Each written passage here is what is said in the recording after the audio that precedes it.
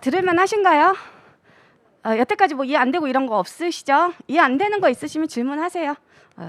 쉬는 시간에 하시면 되겠죠. 저기 앞에 교수실 있잖아요. 여기로 오셔도 돼요.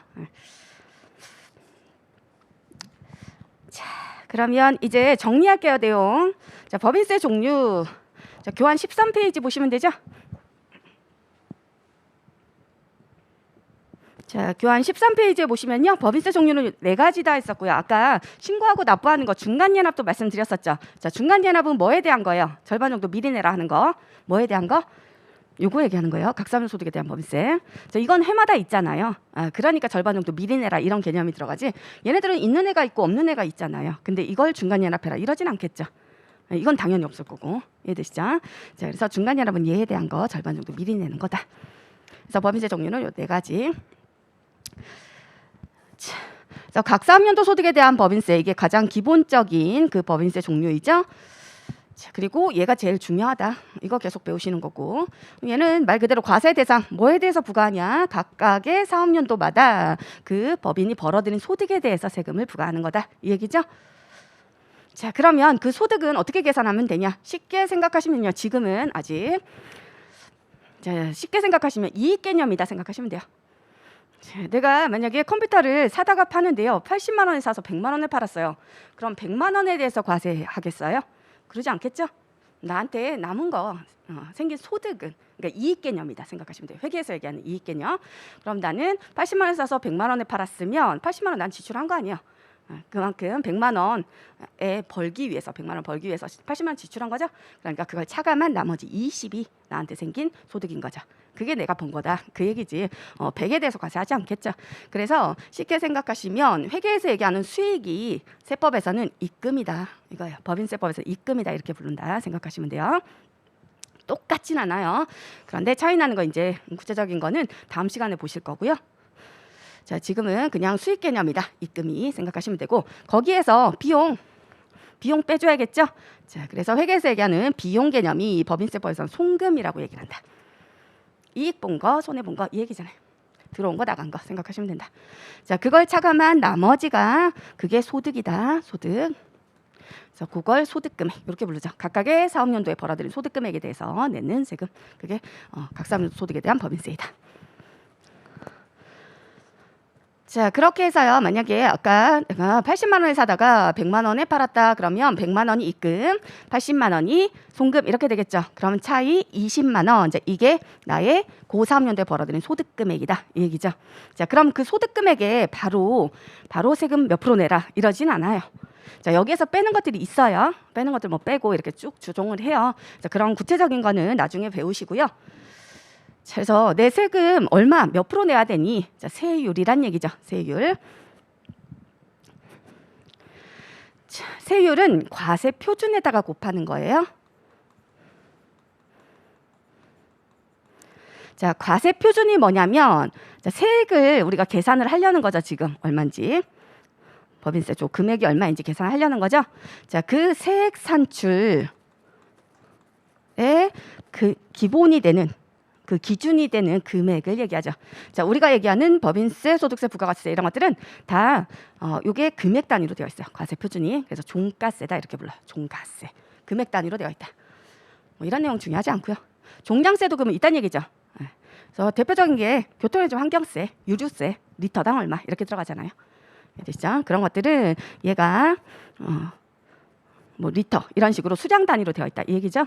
자, 그럴 때는 요 과세 표준, 이게 자, 세금을 계산하는, 산출을 하는 근간이 되는 금액이다 또는 수량이다 했잖아요. 여기에다가 세율을 곱해주시면 되는 거예요. 다 그래요, 다. 자, 세율은요, 자, 과세 표준이 금액 단위로 되어 있어요. 법인세, 소득세, 부가가치세 이런 것들 금액 단위로 되어 있으면 세율은 퍼센트 이렇게 나와야겠죠. 그 금액 중에 몇 퍼센트 이렇게 나오겠죠. 자, 세율 퍼센트. 그렇게 해서 세액 금액으로 나와야 될 거 아니야. 그걸 산출세 이렇게 부른다. 과세 표준에서 세율 곱한 거, 이게 산출세, 세액이 나왔다. 자, 그다음 수량으로 되어 있어요. 과세 표준이. 그러면 이건 뭐 참고로 수량으로 되어 있으면 얘가 금액이어야겠죠. 자, 그래서 세율이 그때는 뭐 리터당 얼마 이런 식으로 금액 단위로 나와 있어요. 이걸 곱해서 금액이 나와야 될 거 아니야. 금액 단위로 나와야 그 세금을 내고 하겠죠. 이해되시죠? 그래서 우리는 요거 종가세이다. 그래서 과세표준에다 세율을 곱하는데요. 그러면 내가 벌어들인 소득, 아까 소득금액 20이다 했었죠? 근데 그 소득금액이 다 과세표준은 아니에요. 자, 여기에서 뭔가 플러스 마이너스 해야 될 게 있기는 해요. 그렇긴 한데요. 그런 것들은 구체적인 게 나중에 배우신다 그랬죠? 그래서 어쨌든 우리는 그냥 그런 것들 없다 생각하시면요. 그냥 그게 과세표준이라 생각할게요. 내가 번 소득. 자, 그게 과세표준이었다. 그러면 그 과세표준에다가 세율 몇 프로 적용할 거니 이거죠. 자, 아까 부가가치세는 그냥 단일세율 10% 그랬었죠. 근데 자, 법인세나 소득세는요. 자, 세율이 바뀌어요. 과세표준 구간에 따라서 바뀌어요. 그래서 인세다 했잖아요. 그래서 많이 벌면 더 많이 내도록 되어 있어. 세금이. 자, 누진세율 구조로 되어 있다는 얘기죠. 자, 이렇게 누진세율이다.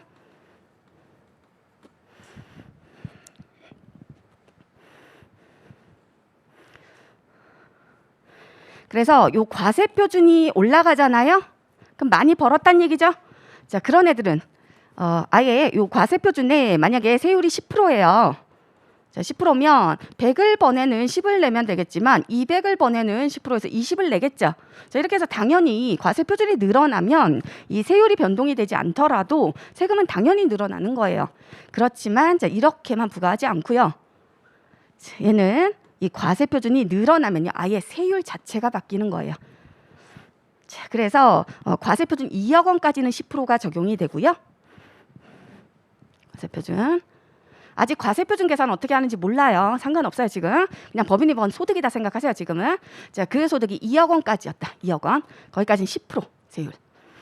자, 그다음에 2억 초과 200억까지는요. 20% 세율 적용해요. 자, 그리고 200억 초과 3천억 이하는요. 22%. 그리고 3천억 초과하면 최고세율 25%. 요거를 지금 없애려는 거죠. 그래서 22%를 최고세율로 바꾸려고 하는 거죠. 이해되시죠? 자, 이게 초과 누진세율 이렇게 얘기하거든요. 자, 세율 자체가 자, 이 율 자체가 바뀌죠. 지금 올라가죠. 그래서 누진세다. 누진세. 그러니까 과세표준이 늘어나면요. 세금 부담이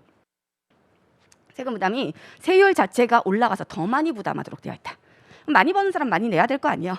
그게 우리는 공평하다 이렇게 얘기를 하죠. 자, 그래서 누진세율 구조로 되어 있다. 근데 초과 누진세율이요. 자, 그 얘기는 만약에 내가 봤더니 과세표준이 3억이었어요. 3억.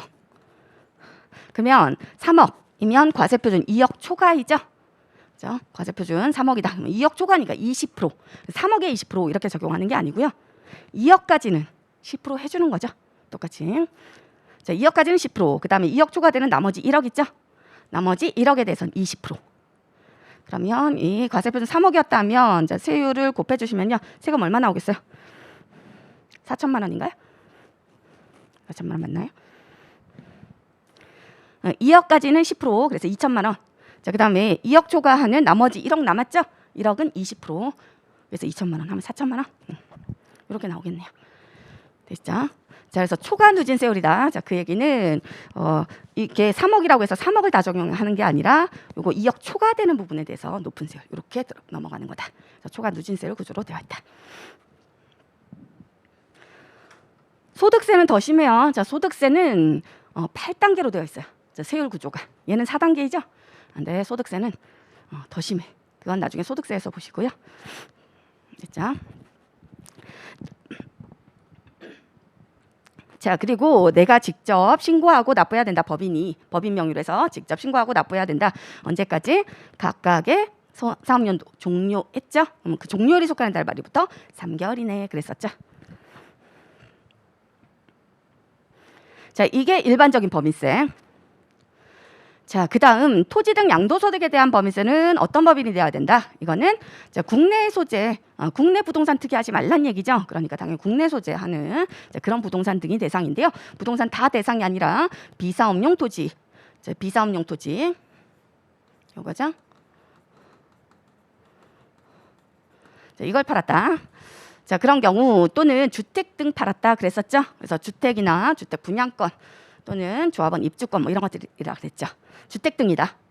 자, 그런 것들 갖고 있다 팔았다. 자, 그런 경우라면 요 세금도 내야 된다. 그래서 토지 등 양도소득에 대한 법인세. 자, 얘는 뭐 1차 시험에서 거의 안 나오고요. 2차 시험에서 간혹 나와요. 2차 시험 세무회계 있죠? 거기서 간혹 나와요. 그래서 2차 시험에서는 어차피 버리고 가는 게 있으면 안 돼요. 버리고 가는 게 있으면 그것 때문에 떨어져. 그래서 뭐 점수 몇 점이 다 크잖아요. 2차 시험은. 그렇기 때문에 최대한 그 버리는 부분이 없어야 되는데 1차 시험에서는 버릴 건 버리셔야 돼요. 시간상. 그래요. 그래서 어쨌든 얘는 뭐 1차 시험에서는 거의 안 나오는 부분이다. 자, 양도가액에서 장부가액을 차감해서 계산하는데 이런 것들 지금 기억 안 하셔도 좋아요. 그냥 뭐가 부과 대상이냐 그것만 기억하세요. 자, 그리고 세율은요. 세율은 이것도 나중에 보시면 돼요. 그냥 그렇다고 넘어가시면 돼. 자, 세율은 원래 종전에 10%였다 했었죠. 근데 주택이 너무 가격이 올라가니까 주택은 20%로 바뀌었다. 그래서 주택, 그 다음에 분양권, 그리고 조합원 입주권. 그죠? 그거 다 주택 등이죠? 주택 같은 것들이죠. 자, 그건 다 20%. 자, 그 다음에 미등기예요. 자, 등기 안 하고 팔아요. 자, 그럼 한 단계 누락됐다는 뜻이요. 자, 아까 제가 그 할머니 말씀드렸잖아요. 그런 것처럼 내 명의로 하지 않고요. 그냥 얘네들 다이렉트로 거래한 것처럼 한 거예요. 그럼 한 단계가 누락됐으니까 세금이 줄겠죠. 자, 그래서 미등기 상태로 그러니까 내 명의로 등기 안 하고 그냥 팔았다. 자, 그런 경우라면 그때는 제재. 그런 거 못하도록 해야겠죠. 자, 그래서 미등기 자산에 해당이 됐다 이런 게 그러면 40%예요. 40%. 이런 세율들 지금 외우실 필요 없어요. 근데 분양권이나 아파트 입주권은 원래가 등기 대상이 아니죠. 그런 것들은 미등기 이런 게 없고요. 자, 요 미등기 자산 40%는 토지하고 주택을 얘기하죠. 비삼용 토지하고 주택. 그게 미등기였다. 그럼 40%.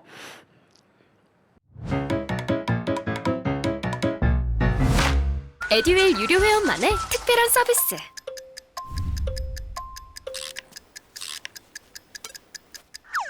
하치하차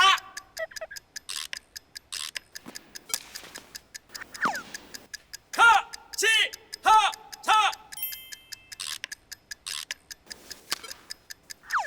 정답! 같이 하자 친구야 에듀윌 유료 회원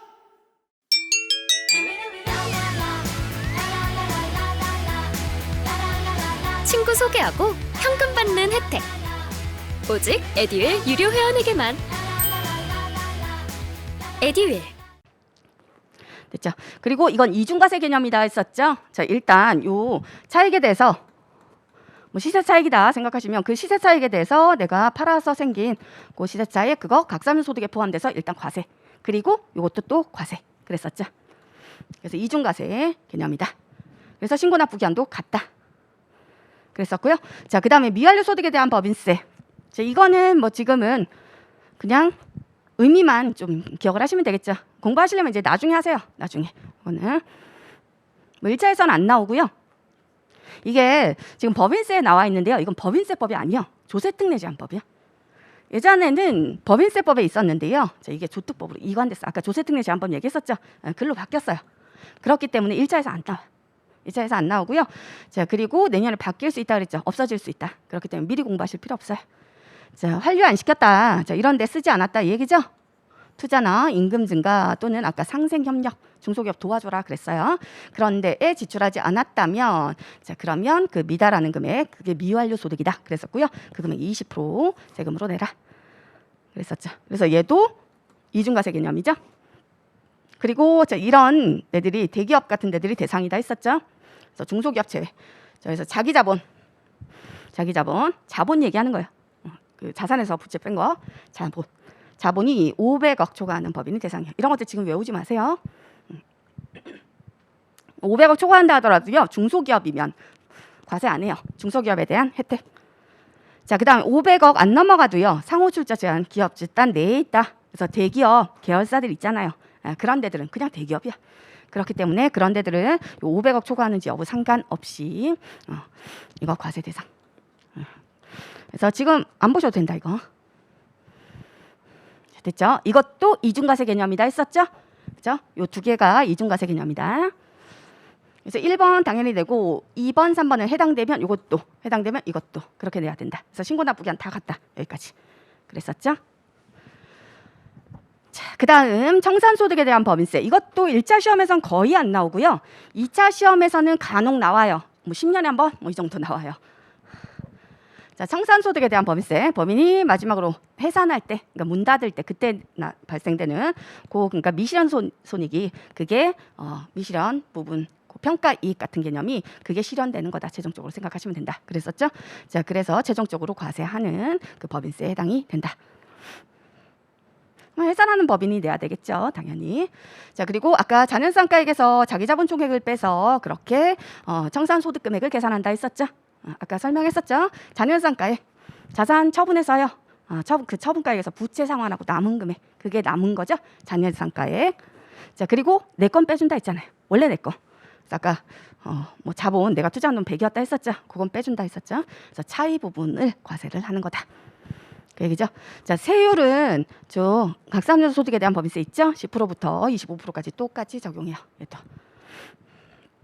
자, 그다음에 얘는 자녀재산가액이 확정이 돼야 된다 그랬죠. 얼마인지 나와야 그래야 요걸 계산할 수 있다. 그렇기 때문에 자녀재산가액 확정일이 속하는 달의 말일로부터 3개월 이내 신고 납부이다. 이 정도만 보시면 되죠.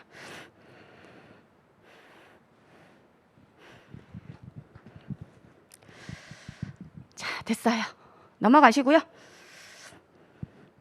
자, 그 다음에 14페이지 보시면요. 자, 법인의 종류를 뭐 국가지자체까지 포함하면 5가지, 제외하면 4가지로 구분을 해요. 그래서 국가지자체는 뭐 좀 이따 보시고요. 자, 4가지로 법인을 구분을 한다.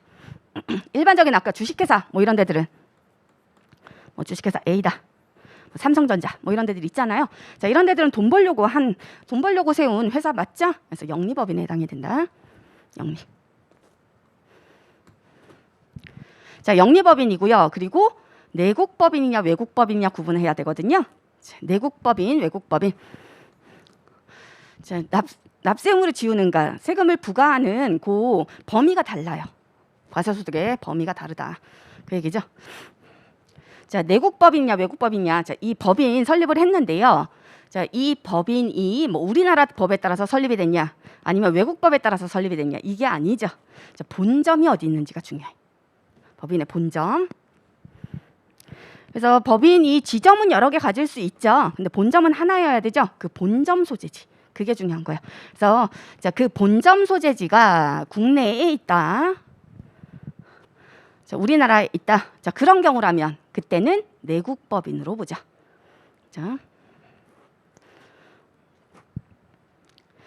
자, 그다음 외국법인은 그럼 반대 아니겠어요? 자, 반대. 본점이 외국에 있다. 그 얘기죠. 자, 그런 경우는 외국법인. 자, 이렇게 부르고 있다. 그래서 삼성전자다. 자, 그러면 삼성전자 본점. 본사 어디에 있어요? 삼성전자? 수원에 있나요? 수원에 있죠? 삼성전자? 그렇다 쳐. 자, 그래서 수원. 본점 우리나라에 있잖아. 그러니까 내국법인. 그 얘기죠. 자, 그리고 만약에 얘가 삼성전자가요. 자, 일본에 지점 가질 수 있겠죠. 그죠? 다른 사무실 차릴 수 있잖아요. 그래서 자, 국내에 본점이 있고요. 자, 국외에 지점이 있다. 자, 이런 경우 어쨌든 국내에 본점이 있잖아요. 그럼 삼성전자는 내국법인이다. 자, 내국법인이면요. 자, 이 본점에서 번 소득이 있으면 당연히 우리나라에 세금 내야겠죠. 법인세. 그러면 외국 일본이라 했어요. 자, 일본 그 지점에서 번 소득이 있어. 자, 이것도 우리나라에서 세금 내야 돼요. 그래서 자, 내국법인에 해당이 된다. 그러면 국내에서 번 거, 국내 원천 소득이다. 이 얘기는 국내에서 발생된 거 얘기하는 거다. 국내에서 번 거. 그것뿐만 아니라 국외에서 번 거, 해외에서 번 것도요. 우리나라에 다 세금 합쳐서 신고 납부해야 돼요. 자, 본점 지점 삼성전자잖아요, 그렇죠? 자, 삼성전자 회사 하나지. 걔가 본점하고 지점 여기서 각각 벌어들인 거죠. 저 회사 자체는 하나잖아요, 삼성전자. 됐죠? 그렇기 때문에 다 합쳐서요. 우리나라에서 신고 납부해야 돼. 신고 납부 어디다가 해야 되니? 자, 그거 다음 시간에 시간상 다음 시간에 배우실 텐데요. 그게 납세지라고 부르거든요. 신고 납부하는 세무서가 전국에 한 130여 개가 있다 했잖아요. 그 중에 어디다가 신고 납부해야 되니? 그거 알아야겠죠? 자, 그게 납세지야, 납세지. 과세 관할을 얘기한다. 납세지. 본점 기준이야, 본점.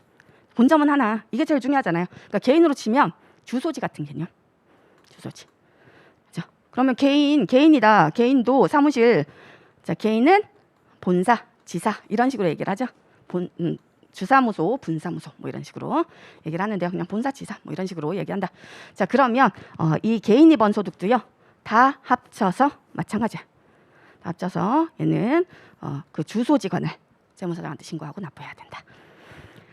자, 그래서 일단 자, 내국법인이다. 자, 내국법인이면요. 국내에서 번 것뿐만 아니라 국외에서 번 것도 자, 그것도 우리나라에 신고 납부 의무가 있다. 되시죠? 자, 근데 외국법인이다. 자, 이러면 소니예요.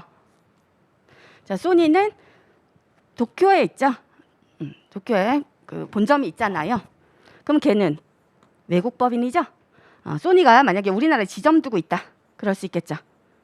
그럼 소니는 요 본점이 외국에 있기 때문에 외국법인에 해당이 돼서요. 자, 이 외국에서 번 걔는 본점에서 번 거는 우리나라에서 과세할 수가 없겠죠. 근데 최소한 뭐는 과세해야겠어요? 우리나라에서 번 건 과세해야 될 거 아니야. 그렇죠. 그래서 외국법인이다. 자, 외국법인인 경우에는 자, 국내 원천 소득에 대해서 납세의무를 지게 된다. 이거죠. 국내 원천 소득. 자, 우리나라에서 번 거다 생각하시면 되죠.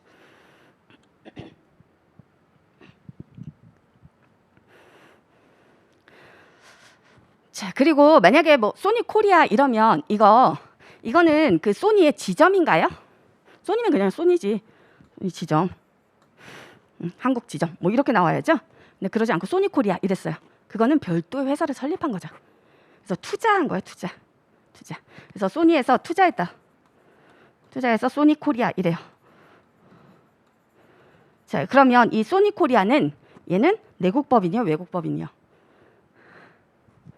소니 코리아. 이거는 같은 회사가 아니라 그랬잖아요. 얘는 같은 회사가 맞다 그랬죠. 본점 지점. 이거는 하나의 회사예요. 그냥 사무소 따로 차린 거야. 자, 근데 이런 경우는 소니. 자, 얘가 투자를 했다는 얘기죠. 소니 코리아. 그래서 우리나라의 회사 설립한 거야. 자, 이런 경우 얘를 모회사 이렇게 부르죠. 투자하네. 모자관계. 그래서 모회사. 얘를 자회사 이렇게 부르죠. 투자를 받은 애 나왔다는 얘기잖아요. 얘한테서. 그래서 자회사. 얘를 모회사 이렇게 부르죠. 자, 이런 경우에 요 소니 코리아는 얘는 얘랑 같은 애예요. 같은 애는 아니죠. 그죠? 같은 소니는 아니야. 별도의 법인이야. 별도의 법인. 그죠? 그러면 얘는 내국법인, 외국법인. 얘는 내국법인이야. 이해되시죠? 지점이 아니에요, 이거. 자, 그래서 자회사 형태로 진출했다. 외국에서 거의 우리나라에 들어올 때요. 외국법인이 들어올 때 자회사 형태로 대부분 들어와요. 왜냐하면 우리나라 내국법인이어야지 좀 혜택을 주는 것들 이런 것들이 좀 많이 적용이 되거든요. 그래서 지점 형태로 잘 안 들어와요. 우리나라도 마찬가지고 외국에 나갈 때. 근데 지점이만 하나다. 그냥 그 다음에 이렇게 자회사다. 자, 그럼 별도의 회사다 생각하시면 된다. 그냥 투자한 개념이다. 이해되셨죠? 자, 그리고 여기에 그 국내 원천 소득이다 되어 있는데요. 자, 근데 이 외국 법인인 경우에는요. 자, 우리나라에서 벌었다고 우리나라에서 전부 다 과세하진 않아요. 자, 일단 뭐가 적용되겠어요? 그 나라랑 우리나라랑 조세 조약이 적용이 되겠죠. 그래서 조세 조약에 또 따라줘야 돼요. 그렇기 때문에 열거되어 있다 이 얘기야. 뭐 그건 중요하지 않아요. 자, 어쨌든 내국 법인은 국내외 모든 소득. 그 다음 외국 법인은 국내에서 번 것만. 그렇게 생각하시면 된다. 근데 이상한 생각 안 들어요 지금? 자, 아까 소니였죠. 소니 본점 일본에 있잖아요. 근데 우리나라에 지점 두고 있어 소니가. 그러면 이 지점에서 번 거, 이 지점은 외국 법인이다 했었죠? 본점이 외국에 있으니까 외국 법인이다 소니. 근데 이 지점에서 번 건 외국 법인도 세금 내야 된다 했죠 우리나라에서. 그렇죠? 그러면 반대도 마찬가지일 거 아니야. 자, 삼성 수원에 본점이 있다, 본사가 있다.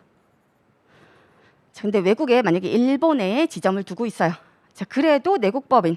그래서 다 합쳐서 우리나라에 신고 납부. 근데 그럼 일본에서는 여기서 번 거, 자기네 나라에서 벌었는데 자, 삼성이 지점에서 벌었어요. 자, 일본에서 번 거죠. 그거 과세 안 하겠어요?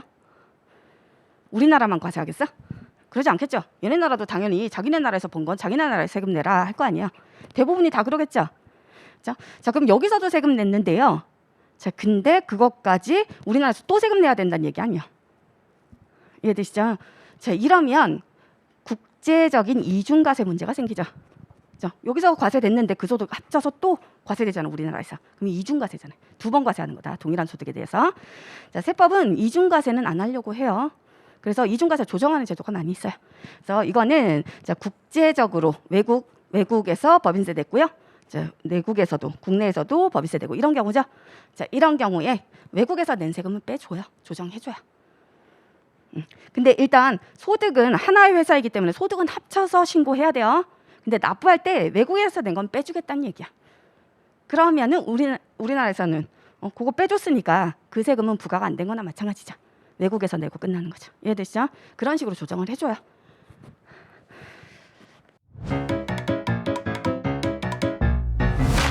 에듀윌 유료 회원만의 남다른 서비스.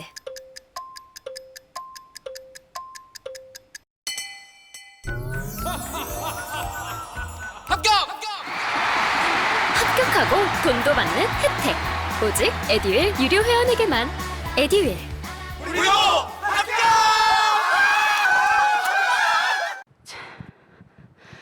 그래서 어쨌든 국내외 원천 소득이 과세 대상이라는 거 내국법인은. 그리고 아까처럼 이중과세 문제가 있으면 그건 조정해준다 그랬어요. 자, 그렇게 내국법인 외국법인 구분했고요. 자, 그 다음에 영리랑 비영리로 구분을 하셔야죠. 다시 자, 영리법인 비영리법인으로 구분을 해주시면 된다. 자, 주식회사면 영리예요. 자, 그 얘기는 얘는 벌어서요. 그러니까 돈 벌려고 차린 회사야. 그리고 돈 벌었으면 그 주식회사 주인들이 주주죠, 주주. 그죠? 자본 투자하고 뭐 이런 사람들. 그 사람들한테 번 거 나눠주잖아요. 그걸 배당이라고 얘기를 하죠. 내가 번 거 나눠주는 거야. 분배해 주는 거잖아요. 그걸 배당 이렇게 얘기하잖아요. 자, 배당 나눠주고 할 거 아니에요. 삼성전자 배당 주고 하죠. 자, 이건 영리예요. 근데 비영리법인은요, 주로 공익성이 있는 사업을 하는 데들이요. 그래서 학교라든지, 그러니까 학술 연구단체, 뭐 학교 이런 데들 있죠. 또는 의료기관이라든지 뭐 이런 데들 있죠. 아니면 종교단체 이런 데들은 공공의 이익을 위한 거잖아. 나의 사익을 위한 거 아니잖아요, 보통. 자, 그래서 얘는 주로 공익사업에 해당되는 그런 것들을 하는 그런 법인이다. 그래서 학교 같은 데 생각하시면 된다. 학술 뭐 이런 거, 종교단체 이런 데들. 근데 영리 비영리를 구분하는 기준은요, 사실 이게 공익성이 있냐 없냐 이걸로 구분하는 게 아니고요. 얘는 자, 그 번 거 있죠. 번 거를 나눠줘요. 자, 그럼 영리야. 나눠주지 않아요. 자, 그럴 때는 비영리. 주로 이런 목적으로 설립이 돼서요. 자, 그렇게 해서 벌어들인 소득이 있을 수 있죠. 그래서 학교에서 뭐 수업료 받고 할 거잖아요. 등록금 뭐 이런 것들 받을 거잖아요. 그렇다고 해서 그거 뭐 남은 금액이 있다고 그거 뭐 이사들이 나눠 갖고 뭐 이래요? 그러지 않죠. 그래서 자, 그렇게 나눠주고 이러지 않는다. 이윤을 구성원한테 분배하지 않는다. 자, 그게 비영리다. 분배하는 건 영리. 해주셨죠. 자, 그래서 영리법인이라면 원래가 얘는 돈 벌려고 한 애다. 자, 그렇기 때문에 전부 다 과세해야겠죠. 그래서 만약에 영리 내국법인, 내국 영리법인이요. 자, 그러면 국내외 원천 소득이었겠죠. 자, 그리고 전부 다 과세해야겠죠. 어떤 특정 소득만 과세 이게 아니겠죠. 전부 다 과세. 그 얘기죠. 자, 그 다음 내국법인이요. 근데 비영리법인이다. 자, 내국법인이니까 일단 국내외 원천소득 들어가야겠죠. 국외에서 본 것도 일단 우리나라에 납세의무 있겠죠. 자, 근데 뭐에 한정해서? 수익사업소득에 한정해서. 자, 이 얘기는 이런 사업 아닌 거, 공익성 있는 거 이런 거 있잖아요. 이런 사업 아닌 거. 그래서 학교 운영하고 이런 데 들어가는 것도 있잖아요. 자, 이거는 공익사업이죠. 자, 근데 학교에서 보면은 학교에서도요, 그 수익용 기본자산이라고 해서 수익성이 나는 자산을 갖고 있어요. 그래서 뭐 연세 우유라든지 뭐 파스텔 우유 뭐 이런 거 있잖아요. 그런 것들 학교에서 운영하는 거죠. 학교 법인, 재단 법인 있잖아요. 그리고 제일 많이 하는 게요. 그게 그 임대업이죠. 학교에서 제일 많이 하는 거 보면은 그 신촌 근처는 임대료 얼마 비싸? 뭐 서울 뭐 다 비싸지. 홍대도 가 보면은 그 뭐야? 제가 뭐 만지지 않았는데. 됐다. 그 신강 건물 있잖아요. 그 건물을 다 임대 놓고 있어 보면은 뭐 식당부터 해서 쭉. 자, 이런 임대 사업 같은 거 하죠. 자, 그럼 이거는 학교랑 관련이 있어요, 없어요? 학교랑 관련 있는 게 아니죠. 자, 이런 것들 수익 사업이다 생각하시면 돼. 수익사업. 그래서 우리가 그냥 일반적으로 알고 있는 부동산 임대업이라든지 아니면 뭐 제조업 같은 것들, 뭐 우유 판다 뭐 이런 거, 제조업이라든지 도매업, 소매업 뭐 이런 것들 있잖아요. 이런 것들을 하고 있다면 그건 본래의 목적 사업이 아니잖아요. 그렇기 때문에 이런 것들은 과세를 하겠다. 왜냐하면 이건 형평성 차원이죠. 그래서 학교에서 임대 놓는다고 거기는 과세를 안 해. 그럼 좀 싸게 임대 놓을 수 있겠죠. 주변 시세보다. 그러면 거기만 임대 잘 나가겠죠. 그러면 주변에 있는 부동산 임대업자들이 가만히 있겠어요? 그러지 않겠죠. 그래서 아무리 비영리법인을 하더라도요. 수익사업이다. 그러니까 고유목적 사업 아니다 생각하시면 된다. 자, 수익사업의 종류는 나중에 보실 거고요. 대표적인 게 사업소득이요. 그럼 부동산 임대업 같은 이런 사업소득, 제조업, 도매업, 소매업 이런 것들. 자, 그런 소득에 대해서는 최소한 과세해야겠다 이 얘기죠. 그래서 그거는 자, 일단 아까 그 법인세는 포괄주의로 과세한다 했었죠. 일단 법인 재산 뭐 늘었으면 일단 다 과세하는 개념 그랬었는데요. 자, 근데 얘는 그 수익사업에 해당되는 것만 과세하겠다 이거죠. 그러면 수익사업이 뭔지를 정해놓고 있겠죠. 그래서 법에 열거가 되어 있다는 얘기야. 법에서 정해놓은 이렇게 규정하고 있는 그것만 과세하겠다 이 얘기요. 그래서 열거된 수익사업 소득에 대해서 납세 의무를 지게 된다. 지금 다 뭐 보고 있는 거예요? 각사업연도 소득에 대한 법인세 보고 있는 거예요. 자, 각사업연 소득에 대한 법인세. 자, 내국 영리이다. 그러면 국내외. 내국이면 국내외, 국외도 들어간다. 자, 그다음에 영리이면 전부 다. 그다음에 비영리이면 국내외는 맞지만 수익사업 소득에 한정해서. 자, 그다음에 외국법인이다. 자, 외국법인이면 외국 영리법인이 있을 수 있고 외국도 비영리법인이 있을 수 있겠죠. 자, 그래서 외국 영리법인이다. 그러면 얘는 일단 국내에서 번 것만 과세 그랬었죠. 자, 그리고 얘는 수익사업으로 한정하고 이러지 않겠죠. 영리법인이니까. 그래서 국내에서 번 건 다 일단 과세하는 개념이다. 국내에서 과세할 수 있는 것들이면 다 과세하는 개념. 자, 그다음 비영리법인이다. 그러면 국내 원전소득 중에 수익사업 소득 부분 이렇게 들어가면 되죠. 되시죠? 구분 되시죠? 자, 이거는 뭐 1차 시험에서의 말 문제로 간혹 출제돼요. 예전에는 자주 출제됐었는데요. 뭐 지금은 그렇게 잘 나오진 않는데요. 근데 1장에서 여기 법인세 그러니까 총론 파트거든요. 전체적인 내용. 거기에서 그래도 종종 나오는 부분 중에 하나예요. 그래서 요 표를 그대로 기억하시면 돼. 나중에 1차 시험 대비해서. 되셨죠? 자, 일단 여기까지는 각사면 소득에 대한 법인세를 얘기한 거였고요. 자, 그다음에 아까 법인세 종류 요 세 가지도 더 있었잖아요. 자, 그럼 토지 등 양도소득에 대한 법인세이다. 자, 이거는 취지가 뭐라 그랬어요? 투기하지 말아라 이거라 그랬죠. 법인 이용해서 투기하지 말아라 부동산. 자, 그럼 이거는 다 이런 비사업용 토지 같은 거 갖고 있다가 팔았다면 다 제재해야지. 국내에 있는 비사업용 토지라든지 주택이라든지 이런 것들 법인이 갖고 있다 팔았다면 이건 다 과세하라는 얘기. 다 과세하겠다는 얘기. 이해되시죠? 자, 근데 청산소득에 대한 법인세하고요. 미완료소득에 대한 법인세는 누구만 과세해요? 영리, 내국법인만. 나머지는 다 과세 안 해요. 영리, 내국법인만 과세한다. 자, 청산소득은 마지막으로 법인이 문 닫을 때 생긴 그 실현된 소득을 과세하는 거다 했었죠. 자, 근데 비영리법인은요.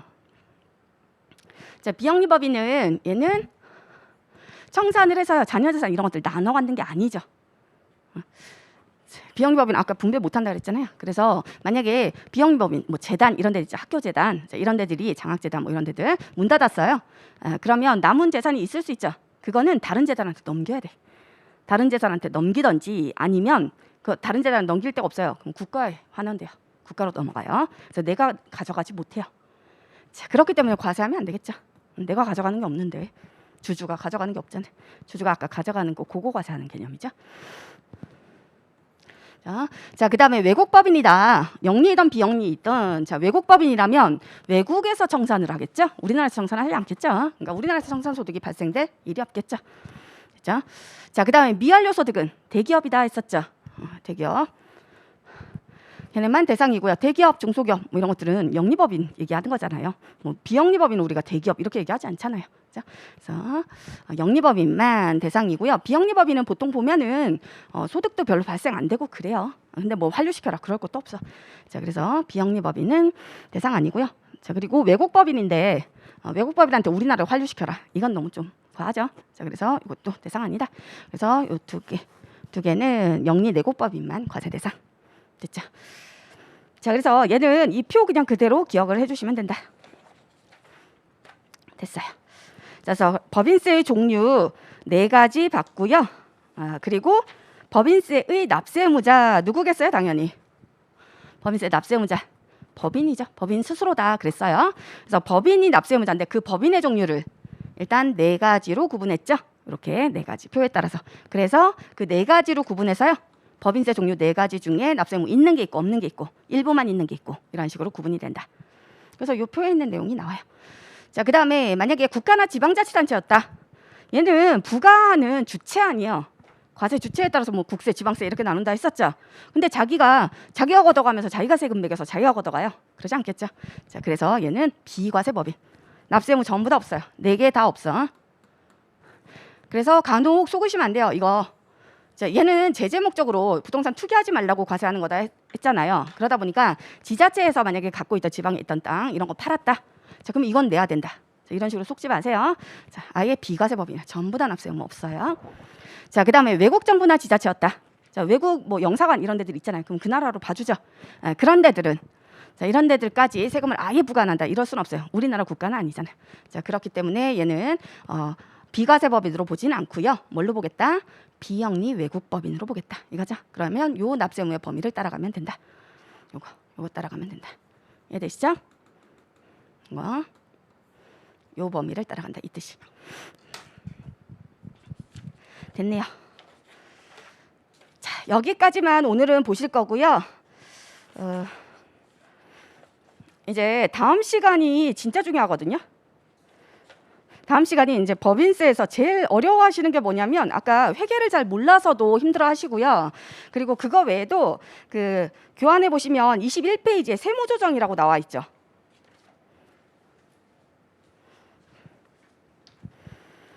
(21페이지에는) 세무조정 있죠. 이게 끝까지 끌고 가는 거예요. 법인세 처음부터 끝까지. 그래서 이 내용을 모르시면 법인세가 이해가 안 돼요. 이게 자유자재로 돼야 돼.